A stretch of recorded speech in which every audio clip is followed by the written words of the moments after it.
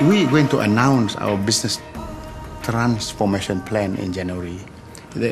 So far, we've announced in February last year a business turnaround plan. We've now changed the T to become transformation. The next few years is going to be very tough for the industry. This year alone, there are 400 new aircraft that are coming out from Boeing and Airbus, and another 400 next year. That's 800 new aircraft in terms of capacity. Most people would argue that these new aircraft are going out to replace the existing ones, and therefore they're not really new additions. But the reality is, the older aircraft will not be turned into scrap metal. Somebody is going to buy them and someone is going to fly them. And therefore they will remain in the capacity. So as there are more aircraft flying, there is intensity of competition. ASEAN roadmap in terms of liberalization of the skies start in January 2009. Okay? That means all the capital cities within ASEAN will then be open to all the airlines. They can fly without restrictions. And then in the year 2011, all the secondary cities within ASEAN will then be open. And the year 2015, then there is almost like open sky. You can do whatever you like now. What it means is there is intensity of competition brewing. Where we're going from here is to transform the company so that we become, if you wish, a premier value airline.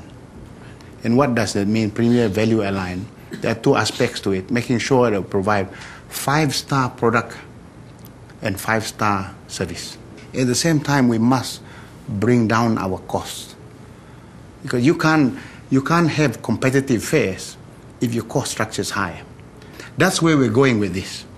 So the MH campaign is at the core of that, because it talks about the 5-star idea in terms of product and service. But it is not stopping right there. You need to get down to reduce our costs. We need to offer affordable fares, and then we then get more customers, and then we start growing. And that is how it will spiral. My idea of Malaysian hospitality is that it talks about the behavioral style of how we deliver it. The people must be natural and spontaneous. They must be determined and willing. But underpinning that, there must be some real changes to the way we provide our customer value proposition so that the experience is unique and different. That's why the 460 over initiatives are embedded within those areas where a massive improvement has to be made. And to make it quite clear, we had decided to make sure that if you want to ground these initiatives into something very real, you cannot do it on a universal level.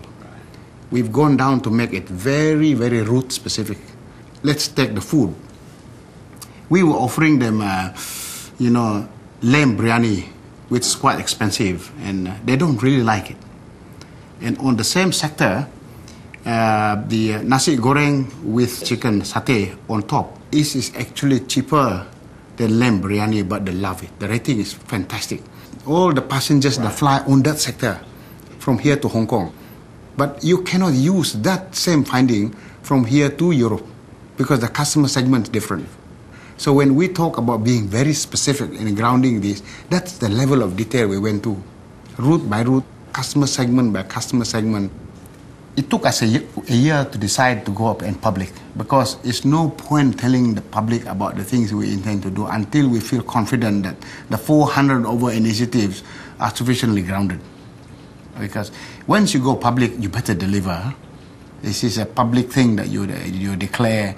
If you don't deliver, you get punished for it too. When we announced in our business turnaround plan that we were going to improve the business by 1.1 billion ringgit in 1 year, there are so many skeptics from within and within and outside too. But in 1 year, we have been able to improve our business by 1.56 billion ringgit. So you now have a group of people within the company who are beginning to get converted to believe that these things for real, and they want to become part of this change. I do believe most people would like to be winners. And if you find a group of people who are winning and making the change, you're not part of that, you'll feel isolated. Eventually, you will become one of them. And I think there's a groundswell of support within and belief that we can do more than we have done before. The thing that surprised me most when I came into Malaysia Airlines is the willingness of the people to change. There's tremendous willingness to make the change. And it really surprised me. And the speed within which the change took place also surprised me. It can only be one thing that underpins that the people are actually good. First, you must believe in yourself. And if you don't believe in yourself, you ain't going to do this. Secondly, you must apply your passion to these things we intend to do. And thirdly, they must be grounded within practical realities, because you're going to make promises. Promises are there to be kept.